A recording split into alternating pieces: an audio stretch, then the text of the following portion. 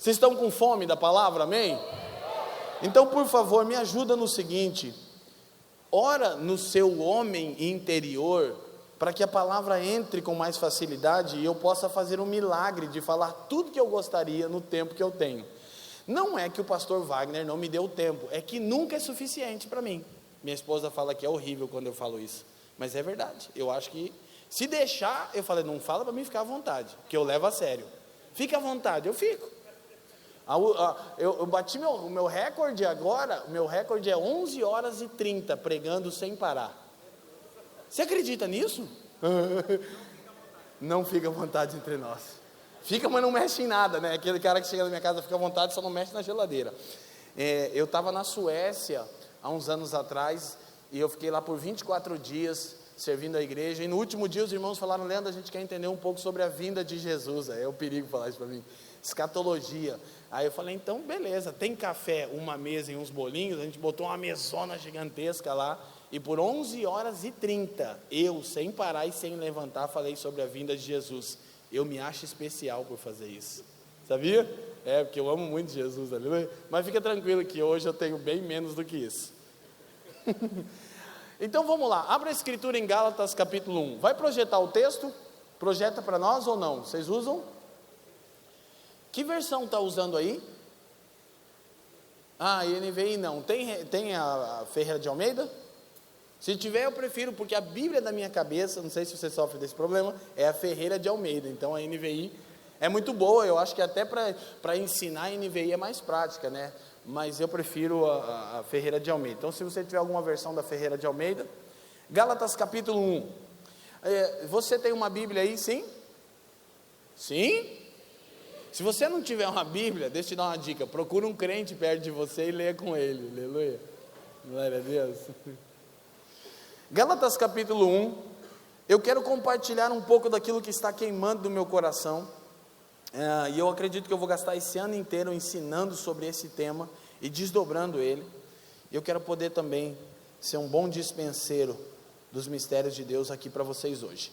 Gálatas capítulo 1, versículo 1, Paulo apóstolo, não da parte dos homens, nem por homem algum, mas por Jesus Cristo e por Deus Pai, que o ressuscitou dentre os mortos, e todos os irmãos que estão comigo, as igrejas da Galácia, graça a vós e paz da parte de Deus o Pai e de nosso Senhor Jesus Cristo. 4, o qual se deu a si mesmo por nossos pecados, para nos livrar do presente século mau, segundo a vontade de Deus nosso Pai, ao qual seja dada glória para todos sempre, amém. Gente, posso orar por vocês agora?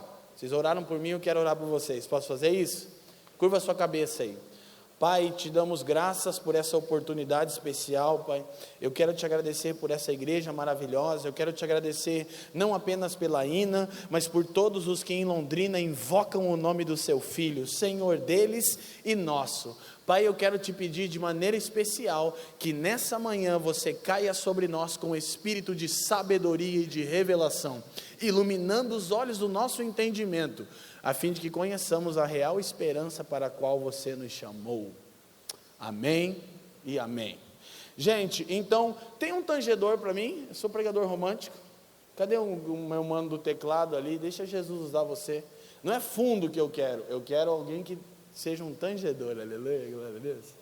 Você lembra Eliseu foi profetizar, ele estava num dia meio difícil, que é tipo eu, dormi pouco, e aí ele era o profeta, né, tinha que profetizar, ele disse, ora pois, trazei-me um tangedor, e a escritura diz que quando ele começou a tanger, a mão do Senhor veio sobre ele. Então eu funciono melhor com adoração, irmão, glória a Deus. Então, gente, deixa a sua Bíblia aberta, a gente vai usar ela bastante, espero que você não use ela mais hoje do que usou o ano inteiro até agora, espero mesmo, mas corre-se o risco disso acontecer. Primeira coisa, eu quero compartilhar um pouco a respeito do Evangelho completo. Esse é um assunto extremamente singular, importante e intenso. Eu quero pregar o Evangelho, mas Leandro, nós não pregamos sempre o Evangelho? De uma maneira singular, nem sempre, preste atenção. O que você quer dizer com isso? Eu quero dizer que nem tudo que as Escrituras ensinam é o Evangelho. Olha que coisa séria. mas todo o ensino das Escrituras é uma vertente ou um desdobramento do Evangelho. Quem me entende diz sim. O que eu quero dizer? O Evangelho, na sua primeira abordagem, é uma coisa. Ele é uma boa notícia. A respeito do quê? De como fomos salvos. Você pode me dizer, mas você vai pregar o Evangelho, nós estamos em uma igreja equilibrada e saudável, graças a Deus, mas estou convencido que a igreja do Brasil tem que ser evangelizada, a começar pela minha igreja local que eu pastoreio. Por quê? Porque, de acordo com com as últimas pesquisas, já são aproximadamente 50 milhões de evangélicos no Brasil. Deixa eu fazer um parênteses. Vocês lembram assim, ou vocês sabem que toda família tem um tio chato? Quem sabia disso? Esse sou eu. Como eu já sei que caras incríveis vão falar e já falaram aqui, e vão encorajar vocês, e vão dizer que vocês vão salvar o mundo, e glória a Deus, eu vou fazer a parte chata, tá bom? É ruim, porque cabe a mim fazer isso, e na primeira vez, poxa, eu não queria ser o cara chato. Mas é o seguinte, eu tenho uma coisa, eu sou fiel àquele que me chamou. E eu assim, embora estou muito honrado de estar aqui, eu não vim aqui porque eu estava precisando pregar. Eu vim aqui porque eu quis. E porque eu entendo que de alguma maneira, mesmo que não tão assim, consideravelmente, pastor Davi, eu tenho alguma coisa para compartilhar com vocês da parte de Deus. Então, justificado a minha chatice no começo, vai ter horas da mensagem, você vai precisar lembrar do que eu falei, tá bom? Tio chato, mas querido, parceirão, mas é chato, fazer o quê? Já tentei mudar, mas não consigo. Então, gente, de acordo com o último censo do IBGE, 50 milhões de evangélicos no Brasil. Para cada 4 brasileiros, 1 é evangélico. A conta não fecha. Que conta não fecha? Embora, entendam isso, não sou profeta do caos, não sou fatalista e não estou trazendo desesperança. E outra, não seja tão mole. Porque hoje, quando se prega o reino com um pouco mais de veemência, já é fatalismo, sem esperança. Não, a gente não está entendendo muito bem a palavra do Evangelho. Fica calmo, durante essa mensagem, você vai sentir várias coisas. Por quê? Porque o Evangelho é um paradoxo. E eu vou caminhar sobre isso. Que conta não fecha? Como podem haver 50 milhões de pessoas nessa nação que dizem que nasceram do Espírito, que carregam em si a natureza do Cristo de Deus, e esse país nunca ter sido tão corrupto, caótico e desigual? Quem concorda comigo que a conta não fecha? A conta não fecha por algumas razões, e eu vou escolher uma delas para compartilhar com vocês, daí a minha intenção de pregar o Evangelho, singularmente hoje. Por que a conta não fecha? Porque em muitos casos, a maior parte desse gigantesco número não nasceu de novo. Ouso dizer uma coisa: nos próximos anos, nós descobriremos que o maior campo missionário no Brasil não é mais o Nordeste, chama-se Igreja Evangélica. Um dos lugares que mais carece do Evangelho é a Igreja Evangélica brasileira. Graças a Deus por exceções como vocês, e não digo como alguém que tenta ser agradável, digo por causa do testemunho que eu escuto há muitos anos. Porém, a gente está com um problema. Por que eu comecei com Gálatas? Paulo salva os irmãos, deixa a Bíblia aberta. Faz como era costume, fala que seu apostolado era da parte de Deus, a veracidade da mensagem de Paulo era a revelação de Cristo. Menciona quem estava com ele, direciona a carta e fala da obra de Cristo. Paulo tinha costume de fazer isso basicamente. Versículo 4 ele diz: o qual se deu a si mesmo por nossos pecados, para nos livrar do presente século mau, segundo a vontade de Deus nosso Pai. E então ele diz: ao qual seja dada a glória para todos sempre, amém. Gente, presta atenção numa coisa. Sempre que Paulo falava a respeito da obra salvífica de Cristo, ele levantava um hino de louvor na introdução das suas cartas. Agora, ele costumava fazer isso com mais tempo, e aos Gálatas ele usa um versículo apenas para isso. Por que ele usa um versículo só? Primeiro porque Jesus é digno, mas porque ele não segue com o hino de louvor, como em Efésios, ele gasta 11 versículos com o hino de louvor, do versículo 3 ao 14 de Efésios, é um hino de louvor, Efésios 1, por causa da obra de Cristo em redimir um povo e constituir a igreja, mas aqui ele gasta um único versículo. Agora prestem atenção, irmãos, por favor. Escuta isso, primeira coisa que eu quero te dizer, Paulo diz que Cristo se deu a si mesmo por nossos pecados, para nos livrar do presente século mau, segundo a vontade de Deus. Primeira coisa que eu quero te falar é o seguinte: a sua salvação, ela tem uma única justificativa, a vontade de Deus. Eu não consigo traduzir a profundidade disso, mas se nós entendêssemos isso, a maior parte dos nossos problemas seriam resolvidos. Escuta, Paulo diz que Cristo se deu a si mesmo por nossos pecados, para nos resgatar do presente século mau, segundo a vontade de Deus. Primeira coisa que eu tenho que entender, o Evangelho é uma coisa, o que? Uma boa notícia a respeito de como fomos salvos. E o que eu preciso entender de justificativa para a minha salvação? A vontade de Deus. Como é que é isso? É o seguinte: por que Deus me salvou? Porque quis. Mas isso é meio básico. Eu acho que você nunca parou para pensar, talvez refletir na subjetividade do Evangelho em você. Por quê? Porque você seria livre do medo, da culpa e da vergonha, se pensasse nessa única verdade que eu estou dizendo. Por quê? Porque nós temos um problema. Em muitos casos não há novo nascimento, porque temos um problema com o Evangelho que é pregado. Eu já vou mostrar, embora eu não estou aqui como profeta do caos. Em outros casos, quando há novo nascimento, não há desenvolvimento da salvação.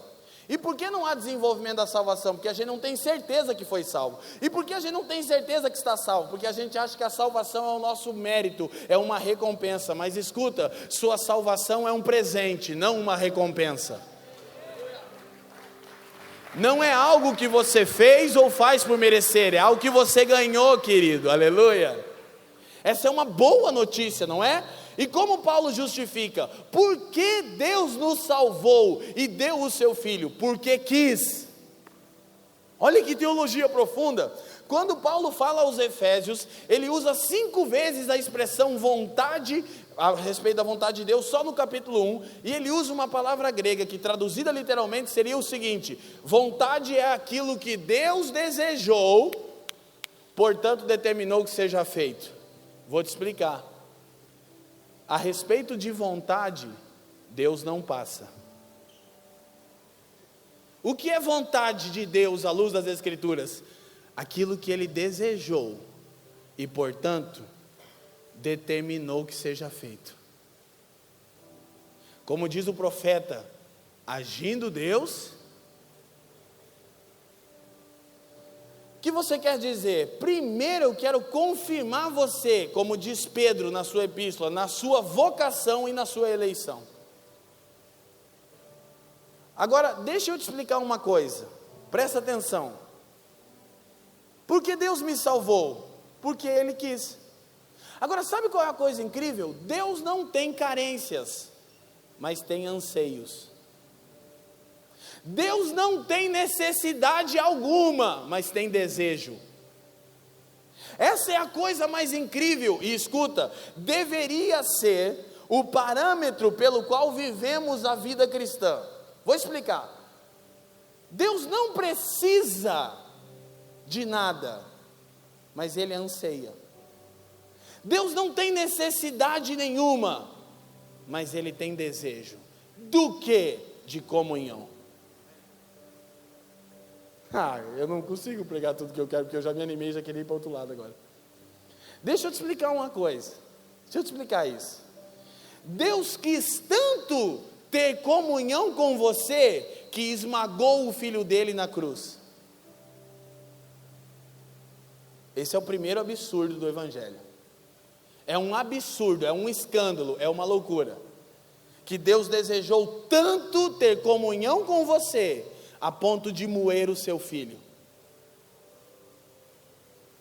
A única justificativa de Paulo para a nossa salvação é a vontade de Deus. E o que é vontade? Aquilo que Deus desejou, portanto determinou que seja feito.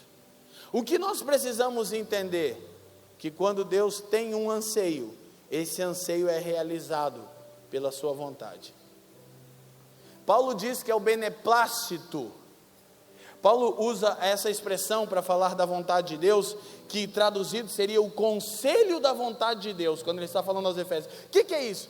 Paulo está tentando explicar uma coisa que é difícil de a gente entender. Ele está dizendo o seguinte: quando Deus desejou salvar você, Ele não tomou conselho com ninguém, mas o seu próprio conselho. Como é que é isso? É dentro dele, o Deus triuno decidiu fazer isso. Portanto, saiba de uma coisa, uma ótima notícia: Deus não é bipolar. O que isso importa para mim? É que se a minha salvação é fruto da vontade de Deus, e a obra de Cristo cumpriu essa vontade, então está tudo bem. Como assim?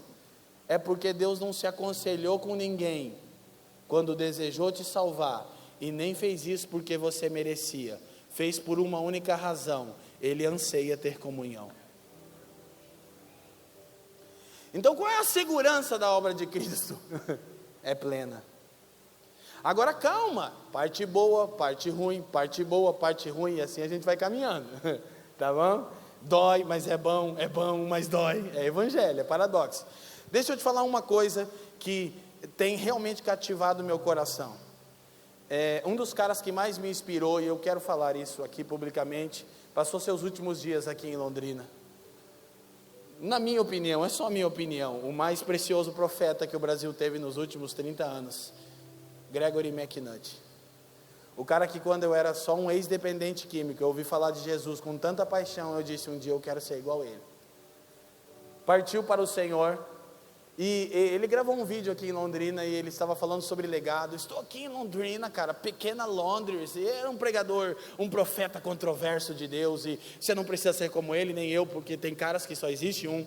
E ele falava muito de grandes pregadores. Ele dizia: estou aqui em Londrina, cara, pequena Londres, porque meus favoritos pregadores eram de Londres, cara, Charles Haddon Spurgeon. Aí só quem entendia o Gregório entendia a pira dele, né? Ele: estou aqui em Londrina, que é a pequena Londres, cara. William Booth, Exército de Salvação. Você fala: o Greg é muito louco, mano. Mas por que você quer falar isso? Porque sempre que eu falo de Spurgeon, eu lembro dele. Charles Haddon Spurgeon, o príncipe dos pregadores, disse uma coisa a respeito da eleição, da vontade de Deus te salvar. Escuta, Spurgeon disse assim: eu tenho convicção de que Deus me escolheu antes do ventre da minha mãe, antes de eu nascer. Por quê? Porque se fosse após isso, certamente Ele não teria feito. E Spurgeon continua e diz assim: e também tenho plena convicção que não fui eu quem escolhi a Deus. Por quê? Porque olhando para a minha natureza, certamente eu não o teria feito. Agora escuta, ele conclui dizendo assim: e eu ainda tenho convicção que eu fui eleito por razões desconhecidas para mim, porque eu nunca encontrei em mim motivo algum para ser tão amado assim. Agora, isso vai colocando a gente num lugar de segurança, mas num lugar de desafio. Por quê? Deixa eu fechar o parênteses desse anseio de Deus de comunhão. Quando Deus cria o homem, escuta, quando Deus cria o homem, você não tem o decreto do propósito existencial do homem. Deus cria o homem à sua imagem e à semelhança. Mas só no capítulo 2 de Gênesis, verso 15 especificamente, o Senhor diz que colocou o homem para cultivar e guardar o sacerdócio do homem sobre a criação. Agora escuta, Deus dá um serviço para o homem, e o homem sai nomear a criação. O que é, escuta, o que é a sua vocação? É o jeito de Deus despertar em você o seu senso de propósito existencial. Traduz, Leandro. Por que Deus te dá um trabalho se Ele não precisa de ajuda? É porque enquanto você trabalha com Ele, Ele quer despertar em você uma consciência da razão pela qual você existe. Vou explicar isso de duas maneiras. Escuta, tem vezes que eu vou arrumar o meu escritório, e o Ben, meu filhote de 7 aninhos, gosta de fazer isso comigo, e eu sou muito assim, eu tenho toque, né? Estou me libertando. com arrumação, tudo tal, fica ali, meus livros tal. E aí ele vem, pai, posso te ajudar? Não contem isso para ele, tá? Quando ele diz, posso te ajudar? Eu penso assim, trabalho dobrado. É você e Deus, aleluia? Aleluia? Tá feliz ainda? Aí ele vem, aí ele vai, pega, e joga, e põe. Aí vai, tá bom, tá, ele vira as costas, eu arrumo. O que acontece quando ele trabalha comigo? Ele me dá mais trabalho. Ele jura que está me ajudando, mas sabe o que acontece? Embora ele não me ajude, mas me atrapalhe, enquanto ele trabalha comigo, ele desenvolve uma consciência da minha vontade a respeito daquilo. De como o papai gosta dos livros organizados. Alguém está me entendendo? Agora eu vou te explicar, é incrível, né? Deus dá um serviço para Adão, sem precisar de ajuda. Adão nomeia a criação, acaba o dia, chega o Senhor, e Adão está meio lá depression, meio emo, o cabelo caiu na cara, aquela coisa toda, né? Aí Deus fala, o que foi, filho? Ele fala, descobri uma coisa. Aí o pai diz, sério? Aí nessa hora, na minha cabeça, né, porque eu gosto, Jesus chega no bagulho, entendeu? E Jesus é o seguinte, macacão de carpinteiro, né? Treina, aquela coisa toda, matinho. Chega no ombro do pai. O que foi? Ele falou que descobriu uma coisa. Não diga, o que você descobriu? Eu descobri que tudo que você criou é belo, eu dei nome a tudo, girafa, boi, elefante, mas descobri uma coisa. Qual? Eu estou sozinho.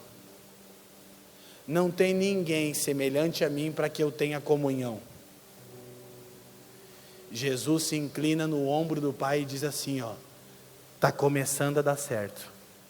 Ele agora sente a mesma coisa que nós sentimos quando pensamos em criá-lo.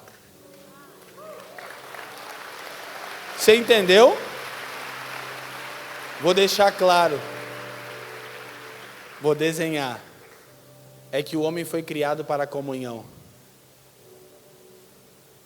E a nossa vocação, por mais incrível que seja, precisa gerar em nós propósito existencial. Não é o que eu faço, é o que eu estou me tornando quando faço. Agora escuta, deixa eu ir para frente. Então, entendido isso, que é a vontade de Deus que realiza isso, por que você leu Gálatas? Fica ali e volta em Gálatas 1 para mim. Porque Paulo diz, olha, Cristo fez isso segundo a vontade do Pai e sobre vontade Deus não passa. A Ele seja a glória como Ele fazia. Mas no versículo 6, por favor, projeta para mim, Gálatas 1:6. Paulo diz, maravilho-me de que tão depressa passasseis daquele que vos chamou a graça de Cristo para seguirem, leiam para mim, queridos. Bom dia, tudo bem? Vocês estão felizes? Vamos tentar de novo, para seguirem outro evangelho. Qual é o que está em jogo nos nossos dias? Primeiro, por que Paulo não gasta muito tempo com o hino de louvor, pastor Davi, como fazia em todas as suas epístolas? Escuta, a gente vai conversar igual gente grande hoje, amém? Descobriu uma coisa, não existe Espírito Santo Júnior, nem Espírito Santo Jovem. Então vou pregar para gente grande, aleluia? Então, nas suas cartas, Paulo sempre seguia a mesma introdução, a mesma estrutura, e hino de louvor quando falava da obra de Cristo para constituir a igreja, que são os santos. Em Gálatas ele faz isso num único versículo, porque Jesus é digno e passa uma dura demonstração. Versão King James diz, eu estou chocado. Com o quê? Como tão depressa vocês estão se desviando daquele que os chamou pela graça de Cristo para outro evangelho. Querido, por que não há novo nascimento? Porque é um outro evangelho. Por que Paulo não gasta tempo com o hino de louvor? Em todas as cartas ele trata problemas sérios de ortodoxia, de prática da igreja.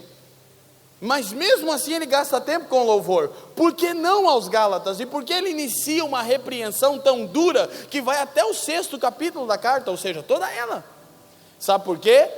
Porque não era um mero problema de ortodoxia, jeito de fazer culto ou não. A igreja de Corinto ia tão mal que até o culto fazia mais mal do que bem. Tem uma palavra minha no canal do Jesuscope, quando o culto faz mais mal do que bem. Você pode assistir. A igreja de Corinto, Paulo diz, vocês estão tão desviados que quando vocês se reúnem é para pior. Sabe por quê? Por que o culto faz mais mal do que bem? Porque é um culto para os homens, onde cada um procurava satisfazer o seu próprio ventre e não conhecer a vontade de Deus. Mas mesmo nessa carta, Paulo ainda gasta mais tempo. E por que não aos Gálatas? Porque não era um mero problema de ortodoxia. Look at me, olhe para mim. Era um problema no fundamento. Outro evangelho. Por que não estamos vendo impacto ainda efetivo? Tem coisas de Deus, graças a Deus, é incrível. Repito, eu não estou desesperançoso, eu nunca estive tão esperançoso com o Brasil e com a igreja brasileira. Eu estou me gastando, eu não estou aqui como alguém que traz acusações, não, eu estou dando a minha vida para que isso seja mudado, com tantos outros, graças a Deus. Mas a gente precisa conversar sério hoje, porque eu não sei quando eu volto aqui, então eu quero ser bem sério com vocês hoje. Então, o problema está no fundamento, é um outro evangelho. Resume, Leandro. Paulo pregou o evangelho na Galácia, irmãos, pessoas creram, foram salvas, constituiu a igreja. Falsos mestres chegaram lá e começaram a dizer algo assim: olha, Jesus é o cara, ele salvou vocês, a obra foi dele, mas é o seguinte, se vocês não se circuncidarem, vocês não serão totalmente aceitáveis a Deus. O que é isso? Outro evangelho. Traduz, o que é outro evangelho? Cristo e mais alguma coisa. Isso é tão sério que eu precisava gastar mais tempo falando isso, mas eu tenho que avançar. Olha para mim. O que é o outro evangelho? É Cristo e mais alguma coisa. É quando você escuta assim, não, Jesus te salvou, mas você tem que. Aí, pastor Davi que não me conhece, os pastores vão pensar, meu Deus, Leandro não vai começar a pregar libertinagem. Não, fica tranquilo. Mas a graça é um escândalo sim. Mas a gente vai conversar um pouquinho mais, a gente tem mais uns minutos. Só que escuta o que eu vou te falar. Presta atenção. O evangelho é uma boa notícia a respeito de que nós fomos salvos por causa da vontade de Deus e que a obra de Cristo é suficiente. Ponto final. Mas eu não tenho que orar? Não, você pode. Mas eu não tenho que jejuar? Não, você pode. Ei, mas eu não tenho que ter comunhão com Deus? Não, você pode ter comunhão com Deus. Mas eu não tenho que ler a Bíblia? Não, você pode.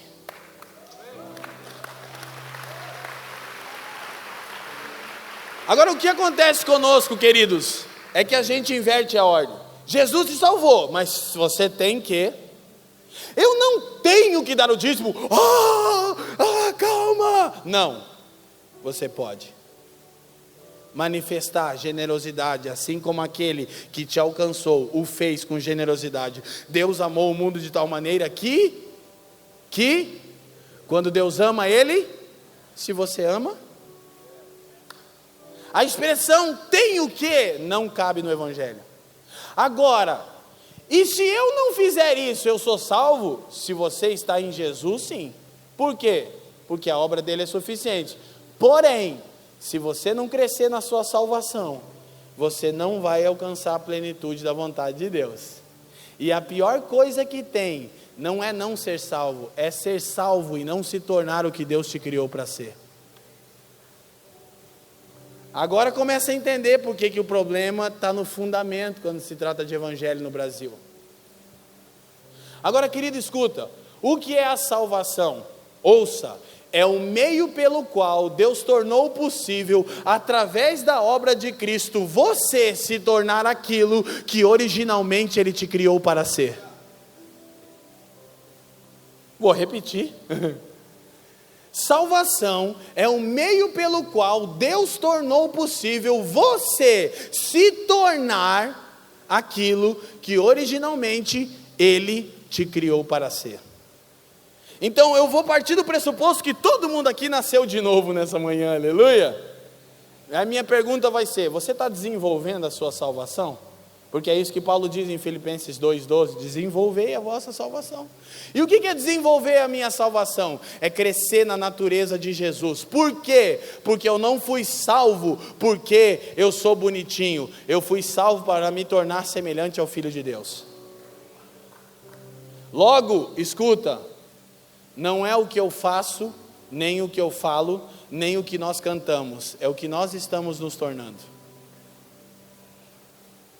Não é sobre ir para um lugar gostoso e legal, é sobre aquilo que nós vamos nos tornar. Deixa eu te falar uma coisa rápida. A esperança do crente não é morar no céu, é se tornar como Jesus. Vou te explicar, varão. Romanos 8:28, conhecidinho de todo mundo, diz que sabemos que todas as coisas, você tem que ler quais são todas as coisas, no caso, que a gente não entende bem o que é, mas você depois lê em casa. Contribui para o bem daqueles que amam a Deus e que foram chamados segundo o seu propósito. Todo mundo sabe isso. A maioria não sabe o versículo do propósito, que no caso é o 29, que importa. Mas por que a gente sabe o 28? Porque nosso evangelho é um evangelho onde, escuta, olha para mim, onde a Bíblia é um menu, a gosto do cliente, onde o dízimo é a gorjeta, o 10%, e Deus é nosso garçom.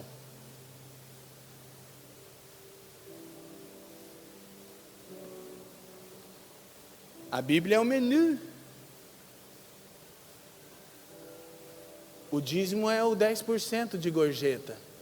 E Deus é o garçom. Outro evangelho. Agora, o que nós precisamos entender? Tá tudo bem com vocês? Vocês estão felizes ainda? Já vai ficar legal de novo, fica calmo, dá um sorriso aí. O que a gente precisa entender? A amplitude da mensagem do evangelho. Como, por quê e o que Deus salvou. Vou tentar fazer isso. Milagre. Agora, escuta. Preste atenção para a gente ainda. Eu quero que você seja confirmado nisso. Uma vez que você nasceu de novo, que você foi regenerado pelo Espírito, ok, sua salvação é um presente, não uma recompensa. Não é seu mérito, é favor de Deus. Agora, ela não é um fim em si mesmo. Ela é o meio pelo qual você pode alcançar o que de fato Deus deseja para você. O que é se tornar como Jesus? Aí Romanos 8:29 vai falar qual que é o destino da igreja. Não é o céu, é a semelhança com Jesus. Calma. Porque os que dantes conheceu, também os predestinou para serem conforme a imagem de seu Filho, a fim de que Jesus seja o primogênito de uma nova raça, o primeiro de um novo tipo de gente. Então qual é o destino dos crentes? O céu? Não, a semelhança com Jesus. Qual é o destino da igreja? Se tornar como Cristo. Qual é a missão da igreja? Trazer o céu para a terra. Portanto vocês orarão assim: Pai nosso que estás nos céus, santificado seja o teu nome. A gente está confundindo missão e destino. O destino é o que eu tenho que me tornar. A missão é o que eu faço enquanto estou me tornando. Tinha que pensar mais sobre isso, mas vamos andar rapidinho. Agora eu quero que você entenda a mensagem completa do Evangelho, ok? Para isso, Atos 20:24, por favor, gente. Deixa eu correr com isso. Vou dar um resumo, aí vou voltar para o primeiro capítulo do Evangelho. Diga comigo, o Evangelho tem capítulos. Atos 20:24. Todavia não me importo, nem considero a minha vida de valor algum para mim mesmo, se tão somente puder terminar a corrida e completar o ministério que o Senhor Jesus me confiou, de testemunhar do... Vamos tentar todo mundo junto, testemunhar do... Evangelho da graça de Deus, primeiro capítulo do Evangelho, uma boa notícia a respeito da graça de Deus. O que isso nos ensina, Leandro? Como Deus salvou. E como Deus salvou? Estou insistindo já na introdução. Deus salvou pela graça mediante a fé, não vem de nós, é dom de Deus. Efésios 2, 8 e 9. Agora, deixa eu te falar uma outra coisa para quem ama a Bíblia. Paulo está tratando de outro assunto, mas o princípio a respeito da natureza doadora de Deus é a mesma. Romanos 11, 29, Paulo está falando da vocação de Israel, e ele diz assim: os dons e a vocação de Deus são irrevogáveis. Embora o assunto seja outro, o princípio é o mesmo. O que Paulo quer dizer? Quando Deus dá algo, Ele dá porque quis, e Ele não se arrepende. Sua salvação é um presente, não uma recompensa. Leandro, por que você está falando sobre isso? É porque a gente que nasceu de novo, que eu estou crendo, que não estamos no outro evangelho, que não é Cristo e mais alguma coisa, que a gente sabe que a obra de Cristo é suficiente e Deus quis, e tudo que Ele quer, Ele determina que seja feito, não estamos crescendo na nossa salvação. Por quê? Porque a gente fica perdendo ela toda hora. Embora eu não quero entrar num tema polêmico aqui, porque eu não sou cria de escola teológica, embora as respeite, é muito difícil crescer numa coisa que você ganha no domingo e perde na segunda. E por que a gente vive perdendo a nossa salvação?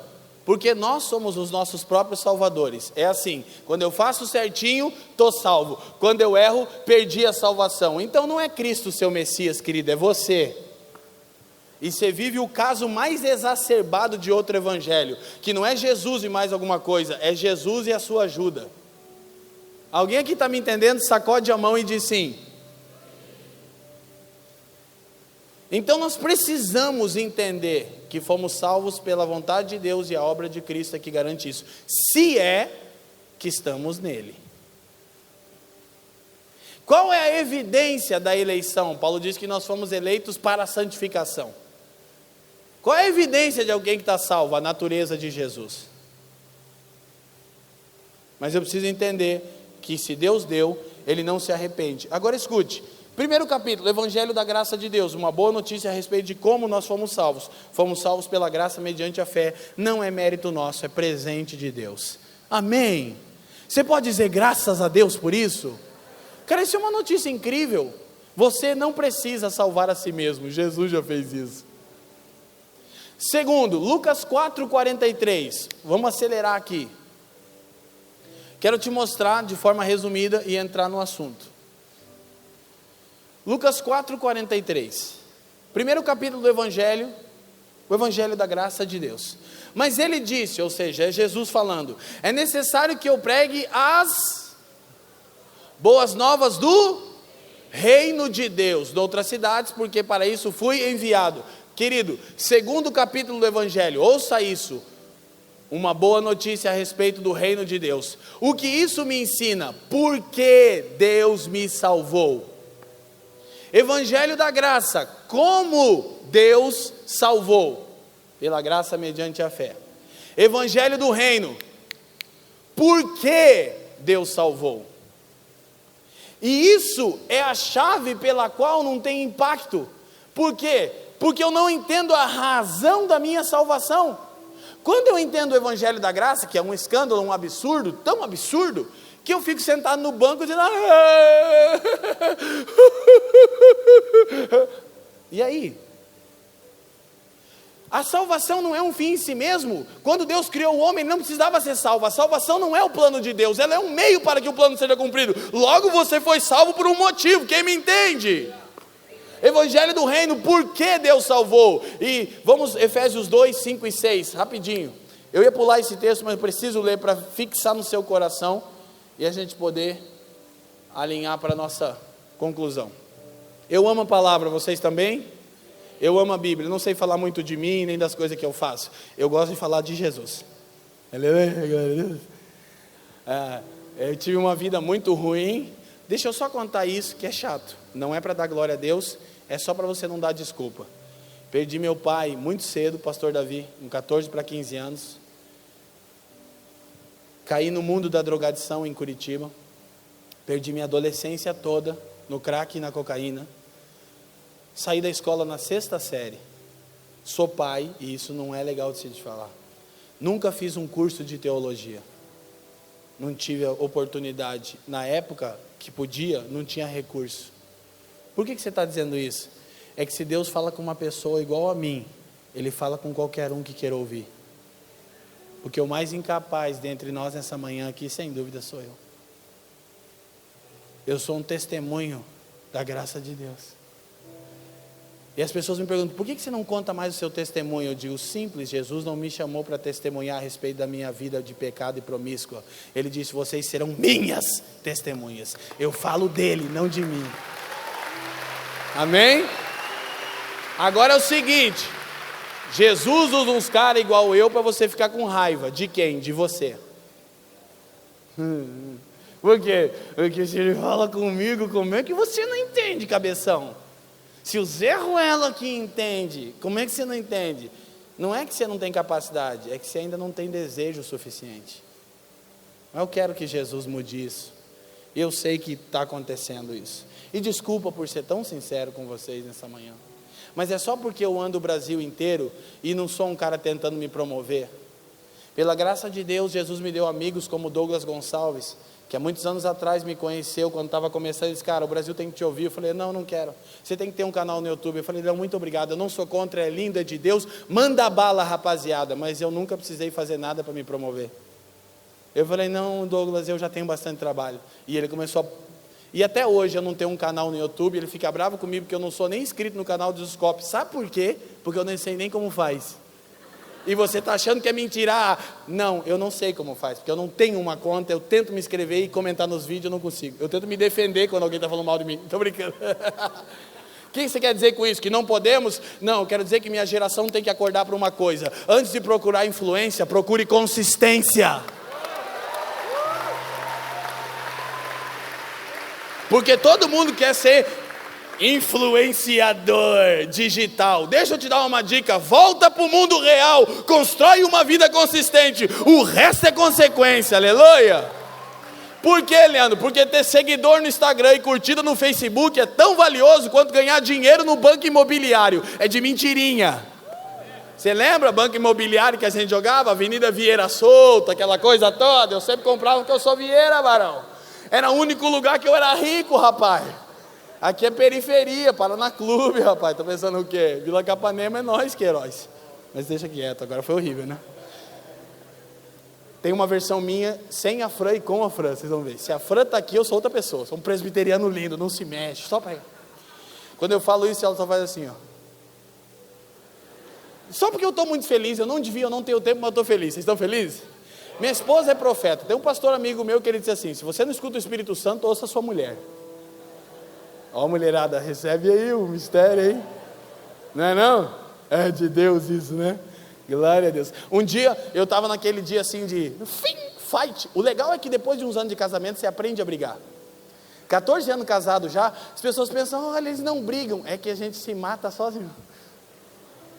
Brincadeira, calma. É que quando você está bastante tempo, você não precisa, você só dá uma olhada, já entendeu, né? Aí eu tinha um dia que a gente estava numa tensão lá em casa, assim, não muito grave, e aí eu fico brincando, né? Porque a gente briga na Bíblia, que a gente é crente lá em casa. Aí eu disse, eu no banheiro, bem que Salomão disse, ela já sabe que vem, né? Aí o Silvestre aqui, ó. É como gotejar contínuo em dia de chuva, né? Escuta. Isso é Bíblia, né? Ó. Ela gritou da cozinha, mas se o telhado não tiver furado, não chove dentro. Nem Salomão em toda a sua glória. Eu disse, ó, sabedoria dessa mulher. Não, na boa, eu até entrei em oração, falei, Deus, na boa, isso tinha que estar na Bíblia. E eu acho que a Sunamita falou isso para o Salomão, mas não registrou. Porque, né, cobertura, né? Chove dentro por quê? Porque está quebrado. Aleluia. Só para dar uma moral, amor, eu te amo. Então, aleluia, isso não tem nada a ver, fecha parênteses, vamos para a palavra. Mas é legal, né? Não tem nada a ver com a palavra, mas é legal. Vocês estão felizes, amém? Então, escuta. Deus nos vida com Cristo quando ainda estávamos mortos em transgressões. Pela graça vocês são, evangelho da graça ainda. O que é? A boa notícia a respeito de como Deus salvou, pela graça. Evangelho do reino. Por que Deus salvou?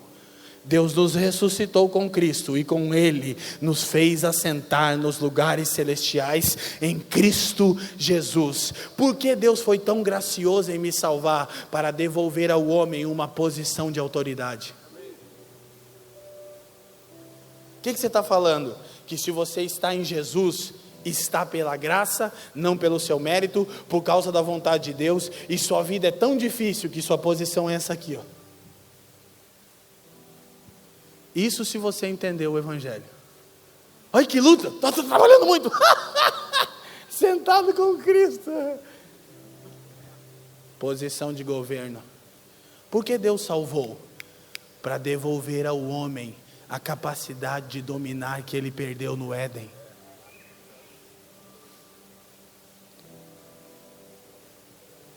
Segundo capítulo. Terceiro capítulo, Apocalipse 14, 6. Vamos correr com isso. Mas está dentro do horário, né? Graças a Deus, o tempo está me ajudando. Rapidinho. 14:6 de Apocalipse. Esse tempo não está contando, tá, pastor Wagner? Porque daí não é minha culpa, que não projetou ali, né?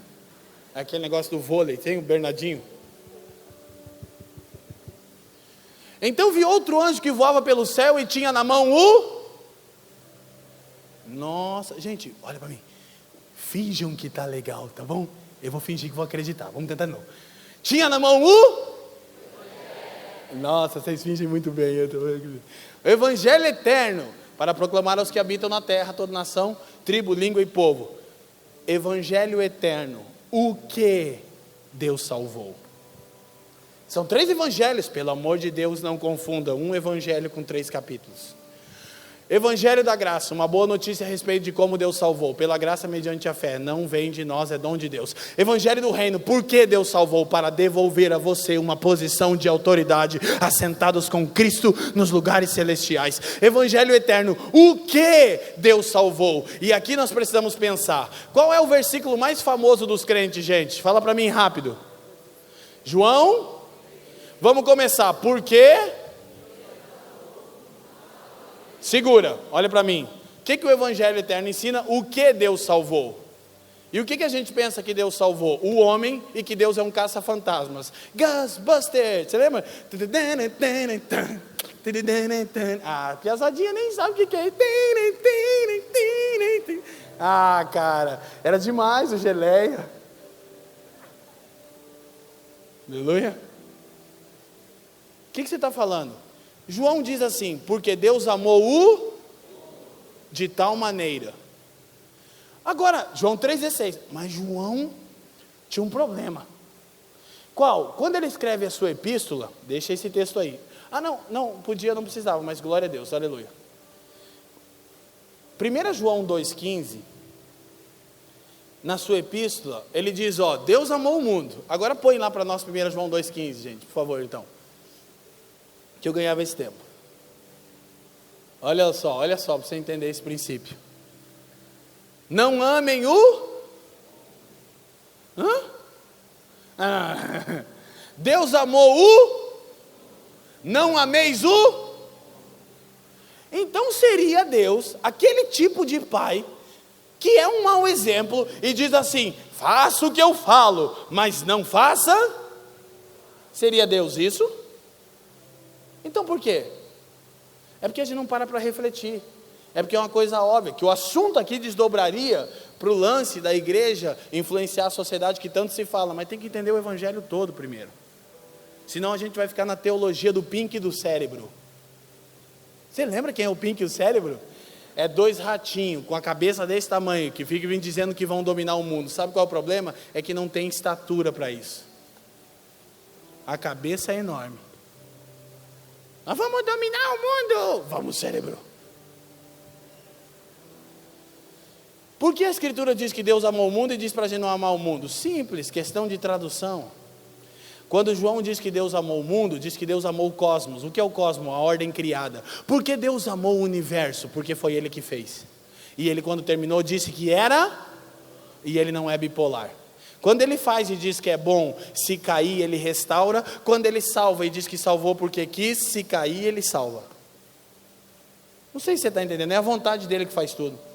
E aqui é a palavra grega aion, era, século mal. Deus amou o cosmos, nós não podemos amar essa era, não podemos desejar essa era perversa, tudo que nos é oferecido, a cobiça dos olhos, a concupiscência da vida, a soberba dos olhos, diz o próprio João no próximo versículo. Agora escute, preste atenção, o que isso nos ensina? Que Deus não salvou você, Deus salvou o universo, e no universo estava você, que creu e foi salvo.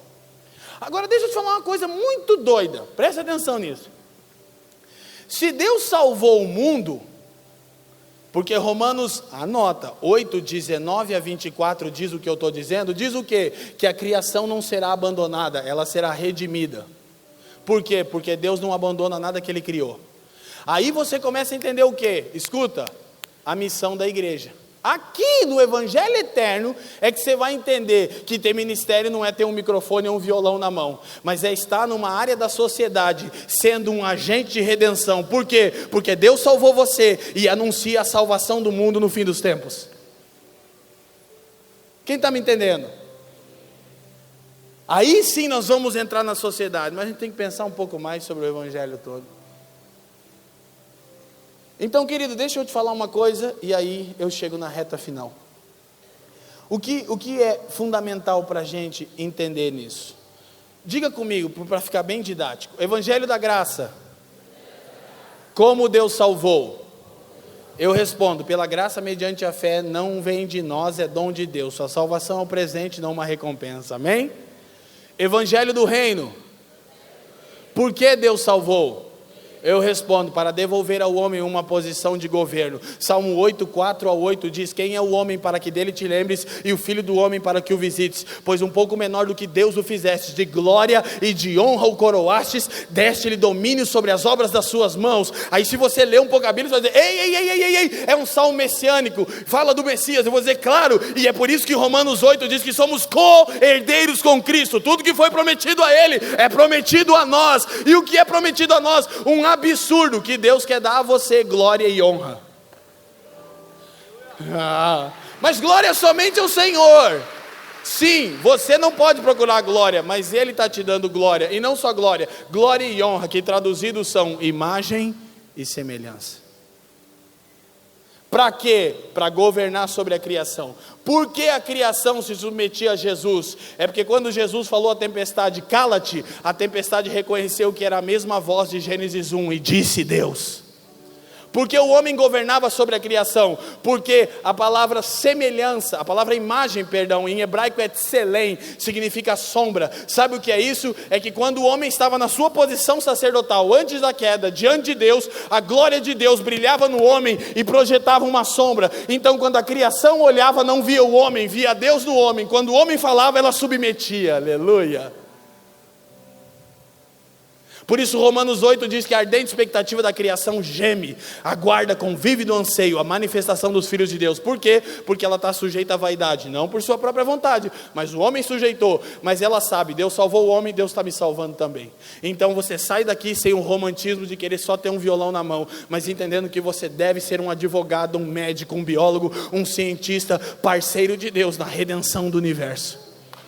Mas primeiro, cuide de ter estatura para fazer isso. Se não é pink cérebro. Aleluia. Agora escuta. Entendido isso, como Deus salvou? Pela graça. Por que Deus salvou? Para devolver ao homem uma posição de governo. O que Deus salvou? O homem e a criação. Agora deixa eu te falar uma coisa e a gente chega no ponto final. Querido, como Deus salvava as pessoas antes de Jesus? Quem já se perguntou isso aí? Levanta a mão. Se a salvação é pela graça, um monte de gente. Vou te falar, do mesmo jeito. Como assim? Pela graça. Respondem para mim uma coisa aqui. Quando que Jesus morreu? Quanto tempo mais ou menos? Não precisa ser exato. Quanto tempo mais ou menos faz que Jesus morreu, gente? Quanto tempo? Não.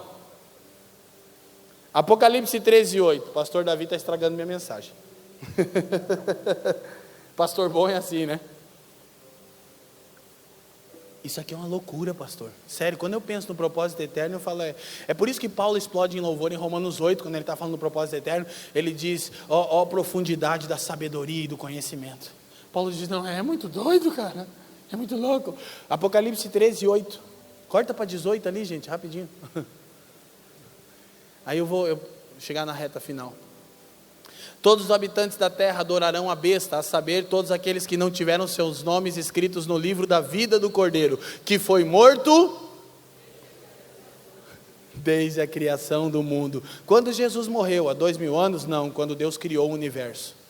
Em sua onisciência e não em sua predeterminação, Deus sabia que o homem ia cair e ia comprometer a criação. Sabe o que Ele fez? Entregou seu Filho. Quando? Antes de você nascer, na fundação do mundo. Então, quando o homem caiu, a salvação já havia sido provida em Jesus. Não, eu não sou universalista. Não, eu não vou explicar isso agora. Não, é só o registro, porque tem gente que entende isso errado. Não, eu só estou dizendo o seguinte: Deus sempre salvou pela graça e nunca foi pelo mérito de ninguém. Por quê? Porque o Cordeiro não foi imolado há 2000 anos, foi imolado antes da fundação do mundo, mas há 2000 anos atrás, aquilo que aconteceu no Kairos, entrou no Cronos, invadiu o tempo presente. Isso é eternidade, é aprender que você estava em Jesus antes da fundação do mundo. E que nesse lugar você foi salvo, por isso você nasceu, para cumprir um propósito, exercer domínio, ser parceiro de Deus na redenção de tudo. Para quê? Para que Deus seja glorificado. Como Paulo justifica a salvação? A vontade de Deus. Para quê? Para louvor da sua glória. Quem está me entendendo? Agora escuta e a gente termina. Vamos a Gênesis 3, e a gente chegou na reta final.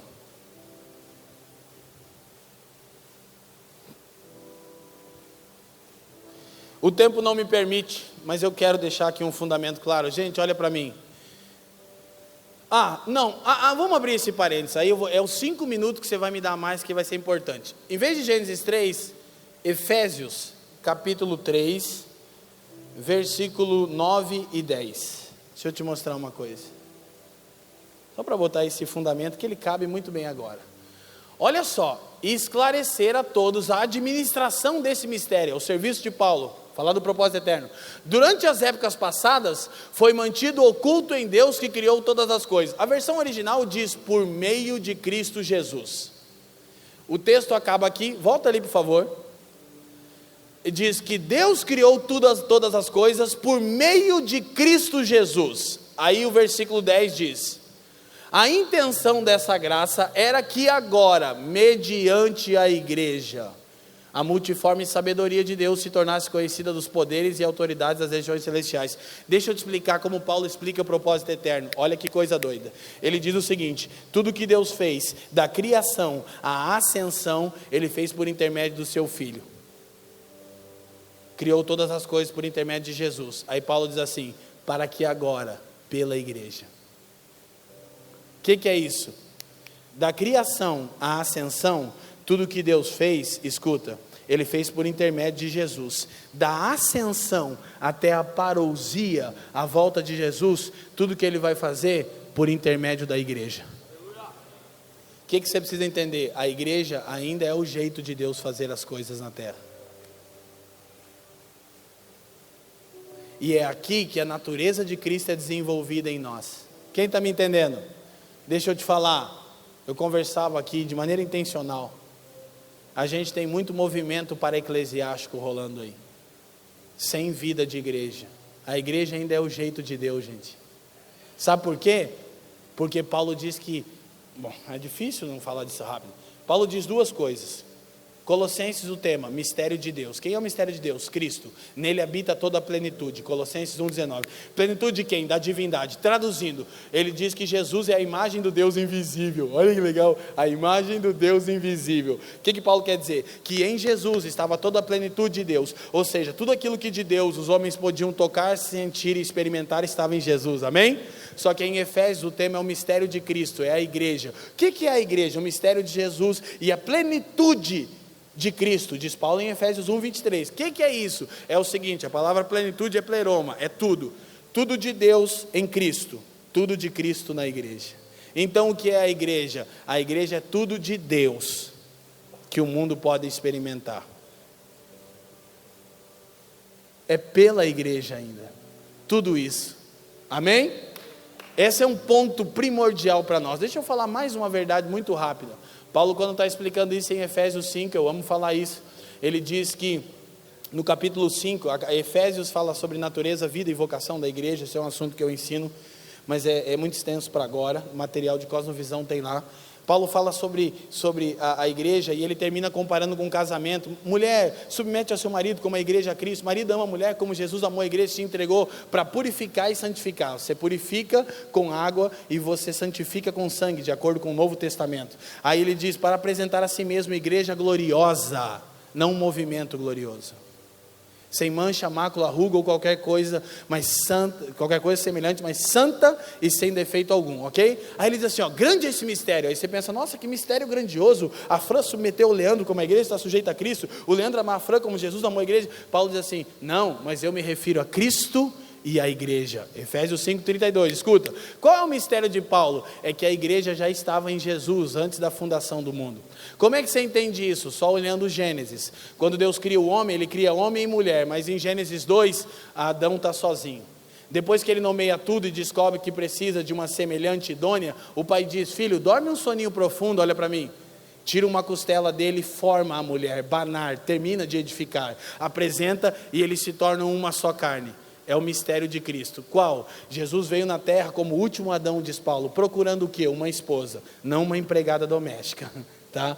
Então, ele está na terra procurando uma esposa, e ele não acha, dizem adúltera, ele diz, não, é matéria-prima para ser minha esposa, mas ainda não é. Ladrão, não, drogado, não, matéria-prima. Quando ele termina o trabalho, ele diz, pai, terminei o trabalho, assim como o primeiro homem, mas não achei ninguém semelhante a mim. Aí o pai diz, fica tranquilo, dorme um soninho também, e diz, ei, soldado romano, pega essa lança, abre a costela do último Adão, vou fazer uma mulher para ele também.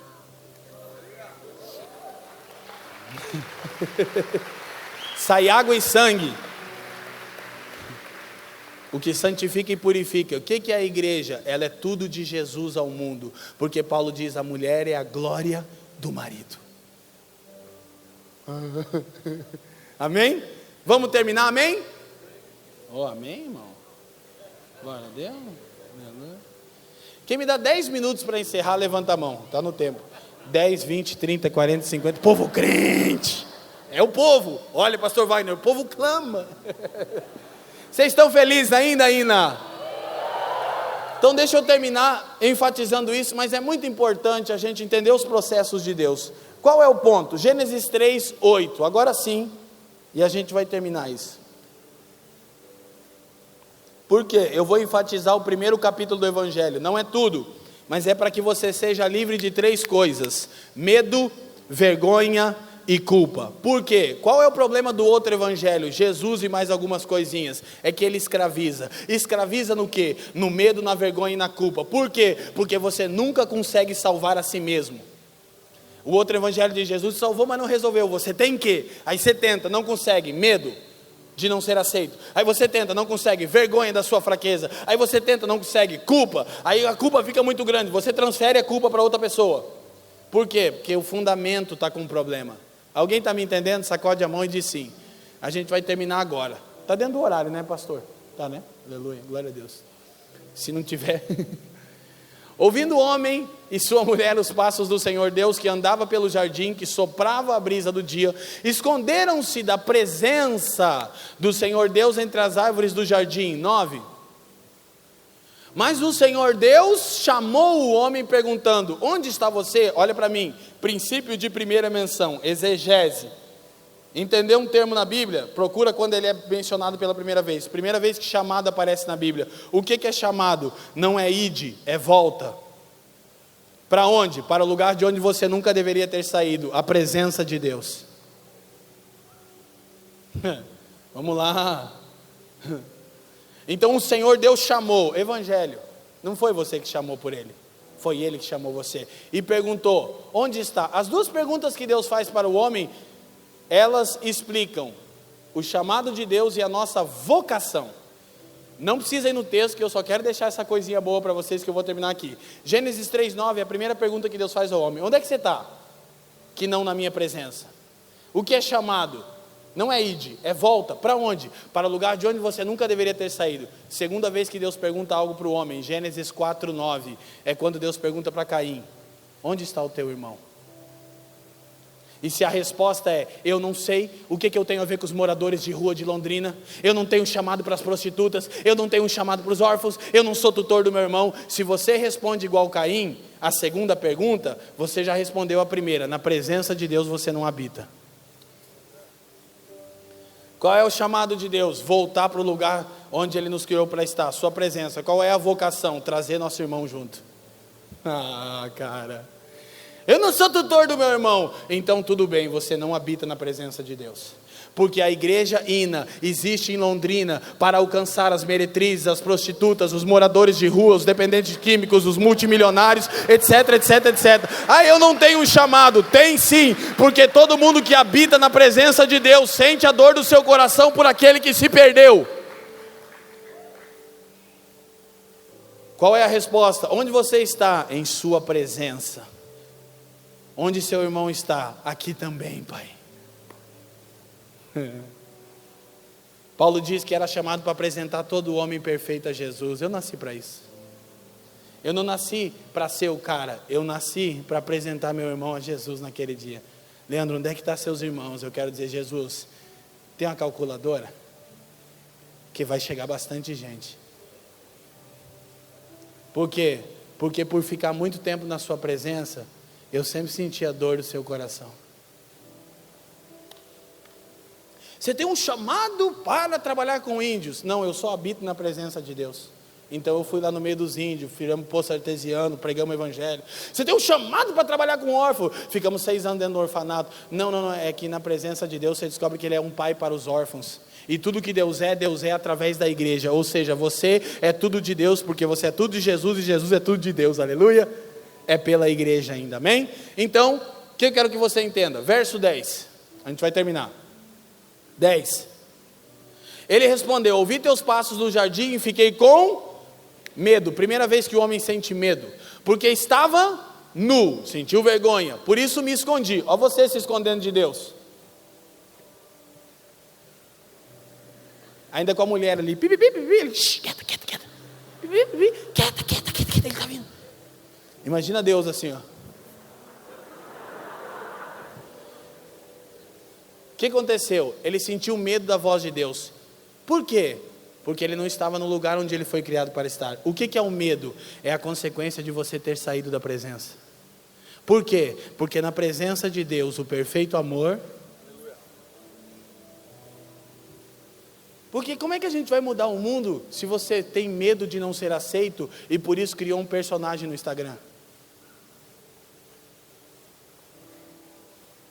Por que você tenta ser quem você não é? É porque você pensa, se as pessoas souberem quem eu sou, elas não vão me aceitar. Jesus te aceitou, e daí? Imagina eu, feio desse jeito que eu sou, paranista. Jesus me aceitou, tem chance para você, rapaz. Aleluia. Agora o que eu quero que você entenda? Primeira coisa que o homem sentiu, medo, do que? De não ser aceito. Segunda coisa, vergonha, do que? Da sua nudez. Aí o que ele tentou fazer? Salvar a si mesmo. Seu Messias, é o que a gente sempre tenta fazer, é outro evangelho, é Jesus e mais a minha ajuda. Fez ali um negocinho de folha para ele, e mas Deus cobriu ele com um cordeiro, falou: fica tranquilo filho, eu já resolvi. Eu te escolhi não agora, nem no ventre da sua mãe, foi antes da fundação do mundo. Quem está me entendendo? Aí próximo,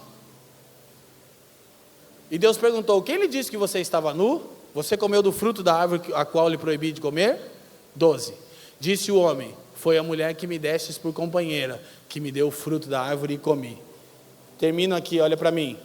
Diga comigo: medo, vergonha, culpa, transferência de responsabilidade. Vamos mudar o mundo. Como se ainda você não venceu o medo, a culpa e a vergonha? Porque aqui está todo mundo bonitinho, essa igreja é incrível, o ar-condicionado está no 16, a gente está feliz, você está super animado, mas e aí? Você ainda tem medo de não ser aceito? Quando as pessoas verem quem de fato você é, sua nudez? Deixa eu te falar como é que o evangelho resolveu isso. Jesus teve medo, e os teólogos piram. Não, teve. Getsemane ele orou e disse: Pai, se possível, passa de mim esse cálice. Todavia não seja feita a minha vontade, mas não a tua. Calma, antes de você deduzir o que eu estou falando, espera eu terminar para não passar vergonha. Ah, mas Jesus não teve medo. Teve. Crucificação, coroa, pontapé, soco, sangrar até a morte. É difícil ou não é, gente? Amém? É difícil ou não é? Ele teve medo ou não teve? Não disso. Por quê? O medo de Jesus não era esse. Era de ser separado do Pai. Ele disse: Pai, até aqui eu nunca te pedi coisa nenhuma. Fiz toda a sua vontade. E hoje, se você não puder fazer o que eu vou pedir, tudo bem, mas eu quero pedir. O Pai disse: que foi, filho? Tem outro jeito de eu salvar o universo e o homem sem me separar de você? Porque ele estava como Adão no Éden quando ouviu a voz de Deus. Sabe por quê? Ele disse: Pai, por toda a eternidade nós fomos um, e nem por uma fração de segundos eu perdi a comunhão com você. Eu tenho medo disso hoje. E o Pai disse: filho, você vai substituir o homem, você vai ter que sentir a separação. E sabe o que é Cristo? Um homem abandonado na cruz, dizendo: Deus meu, por que você me deixou? Sabe por que Jesus foi apartado de Deus? Para que nem a morte, nem a vida, nem os anjos, nem principados, nem potestades, nem essa era, nem a era que está por vir, nada, nem ninguém, nem coisa alguma possa te separar do amor de Deus que está em Jesus. O problema do medo de não ser aceito, olha para mim, foi resolvido. A gente não entendeu a obra de Cristo ainda. Porque o dia que você se libertar do medo, aí você vai descobrir quem você nasceu para ser. Como que você se liberta do medo de não ser aceito? Sabendo que Jesus já foi rejeitado. Para quê? Para que você fosse adotado. Na cruz ele se tornou órfão. Para quê? Para você ser adotado.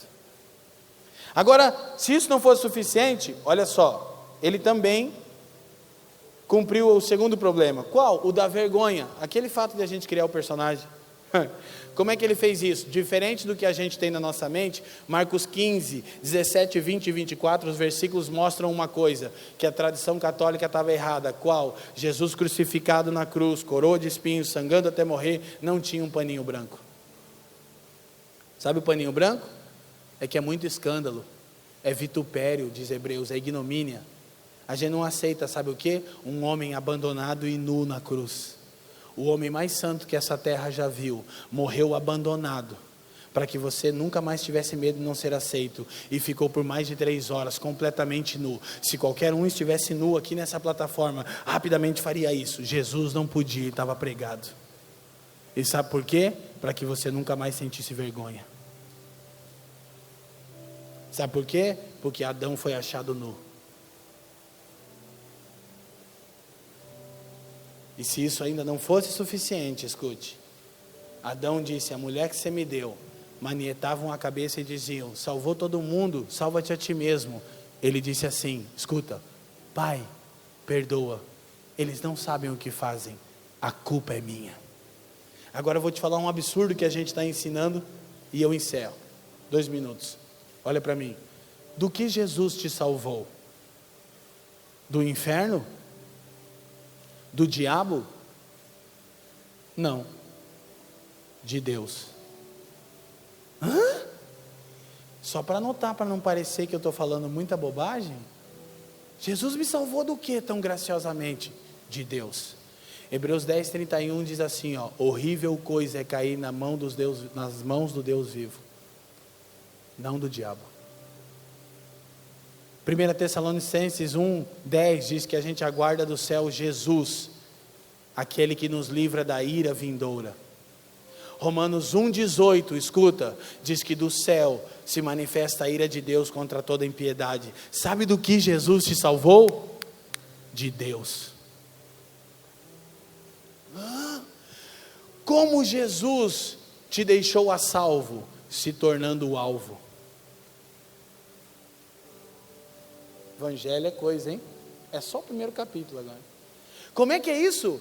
Jesus te salvou de Deus, da ira vindoura.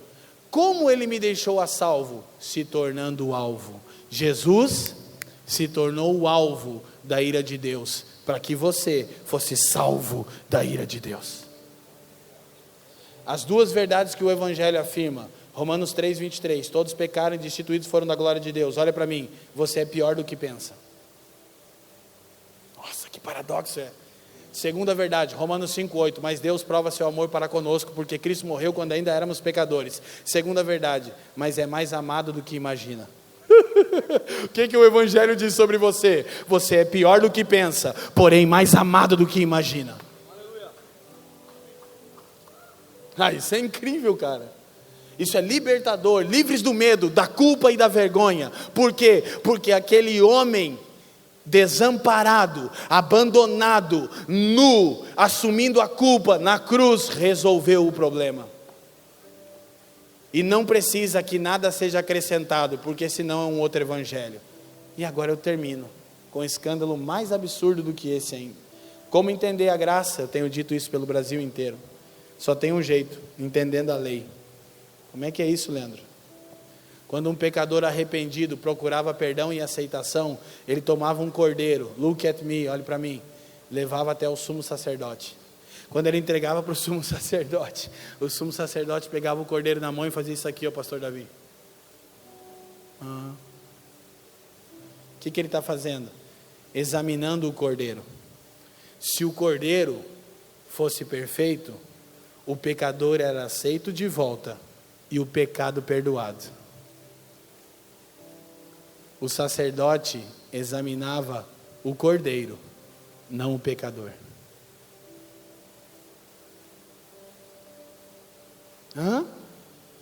Eis aí o Cordeiro de Deus, que tira o pecado do mundo.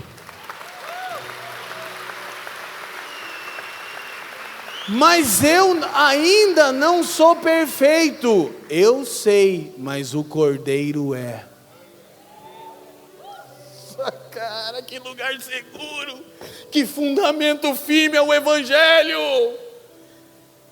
O que uma geração afetada, porque eu fiz isso. Eu encerro dizendo uma coisa, queridos, a gente está num tempo incrível de mover de Deus, caras incríveis, glória a Deus, estou surfando nessa onda, vai aumentar, mas deixa eu te falar, Paulo diz em Romanos 1,16, o Evangelho é o poder de Deus, e não os pregadores, não as bandas cristãs, não as megas igrejas, o Evangelho é o poder de Deus. É suficiente pregar o Evangelho, ele é poder de Deus, para a salvação de todo aquele que crê, e de tudo aquilo que caiu. Que lugar seguro. Eu quero orar, curva sua cabeça aí, meu tangedor. Pai, muito obrigado por essa manhã especial aqui, por essa igreja tão singular, e por essa galera especial. Pai, eu quero te pedir, Senhor, libera entendimento agora no nosso homem interior, livres do medo de não sermos aceitos, porque o seu filho foi abandonado na cruz, livres da vergonha de nossa fraqueza, porque ele foi abandonado nu na cruz, livres da culpa, porque ele assumiu a culpa, salvos da ira, porque ele se tornou o alvo da ira. Nós podemos dizer uma única coisa nessa manhã, como Paulo, nós dizemos graças a Deus por Jesus Cristo. Pai, eu peço que a palavra seja internalizada no coração de cada um, e não seja apenas mais uma pregação, mas que de fato afete a mente deles, renove o entendimento, e eles possam experimentar níveis mais profundos da sua vontade, Senhor. Pai, eu preguei o Evangelho, e o seu Espírito é quem faz o resto, Senhor. Por favor, opera eficazmente em cada um de nós, a começar por mim, pela minha família espiritual em Curitiba. Senhor, toca-nos nessa manhã com entendimento, toca-nos com espírito de sabedoria e de revelação. Que nenhuma dessas palavras se percam, mas que sejamos como os discípulos de Emaús, que o nosso coração fique aquecido. Começa a orar ao Senhor por 1 minuto, Eu sei, o nosso tempo encerrou exatamente agora, mas deixa eu te falar uma coisa, feche os seus olhos e ora. Ora sobre o que, Leandro? Qual parte da palavra o Espírito enfatizou? Eu sei que tem muita coisa que eu disse, mas tem partes que o Espírito enfatizou no seu coração. É o que Deus quer depositar em você. Enquanto meu tangedor está liberando aqui melodias, ora um pouquinho, deixa a palavra ser internalizada em você. Pai, por favor, Senhor, internaliza o Evangelho em nós, que ele percorra 18 polegadas, a distância do cérebro humano para o coração. Senhor, toca, e que aqui sejamos como os discípulos no caminho de Emaús. Se o seu coração começou a arder, enquanto a Escritura era aberta, comece a orar por isso, comece a dizer: Pai, faz arder o meu coração, não apenas num movimento quando tem música, ou coisas que são incríveis, mas ao expor o Evangelho, que o meu coração seja aquecido como os discípulos no caminho de Emaús. Senhor, levanta uma geração que o coração queima quando o Evangelho é pregado, quando o entendimento é aberto. Vamos lá, vamos encher este lugar de fumaça, a fumaça das nossas orações. Vamos oferecer um aroma agradável a Ele, por 1 ou 2 minutos, por favor, vamos fazer isso juntos. Se você foi tocado de alguma maneira, responda a palavra, deixe o Espírito trabalhar no seu homem interior por alguns momentos.